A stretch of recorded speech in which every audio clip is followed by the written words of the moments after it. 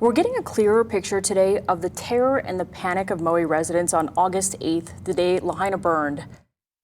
Played for you some of the audio during our newscasts last night, but we've had a chance to listen to more of the recordings. Dispatch was inundated with 911 calls as the flames, whipped by the wind, spread quickly. And KITV4's Diana Ko joins us now with more. And some of those calls, they can be hard to listen to. People were scared. Oh, absolutely. So hard to listen to. These 911 calls were recorded between 3:30 and 5:30 in the afternoon. And we've been reporting every day for the last 2 months about the inferno that engulfed Lahaina and killed at least 98 people. But to hear the voices directly that day is chilling and emotional. 911 emergency. How can I help you? My mom and my baby are still up on Lahaina Luna Road. Who? My mom and my baby. Your mom and your baby. Okay. Did you talk to them? Where are they? I think they're at Kahena Street. This caller could barely speak between sobs.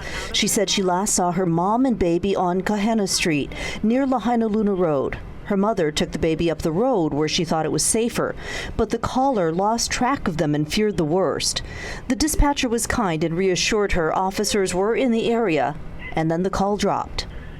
I went down to the store. I left my kids in the house, and they don't have any other way to evacuate. Okay. What is your address?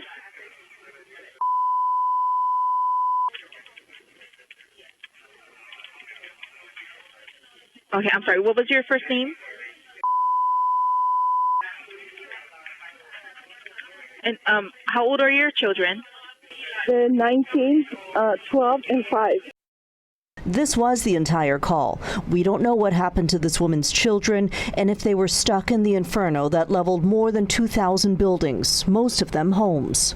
We are caught in massive traffic, and we're covered in ashes and embers, and there's a lot of people honking and trying to get out of the road.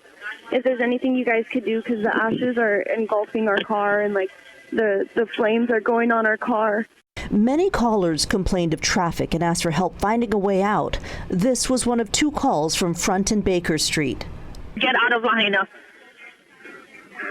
Of the entire city? The entire city, yes. Just get out of Lahaina. You can hear on many calls the dispatchers frustrated they can't help the callers find an escape. So many of the people were looking for direction and finding none. I live on Kumukahi. My phone can only reach emergency numbers. Can you please call my grandson and have him pick me up? The fire is right near me. Of the 98 people who died in the fires, most were seniors. And as you can tell, because of that beeping, the calls came to us from the county redacted. So we don't really even know what happened to the people that we're listening to. And yeah, it's so hard to listen to, but it also gives you a real sense of what the fear and the chaos was like of that day. And we did post all of the 15 tapes that we have on KITV.com. Yeah, it's just chilling and heartbreaking to listen to. And Diana, is there anything evident in the recordings that might stand out to emergency response experts? Good question. I wondered that myself as just a regular layperson. So I reached out to the state's former top emergency planner. He's the former vice director of what was then state civil defense, Ed Teixeira, who says it's obvious from the bad traffic that the county was overwhelmed with the crisis that day. So how could it have been done better? That's coming up new at 6. All right. Thank you so much. We appreciate it, Diane. Thanks.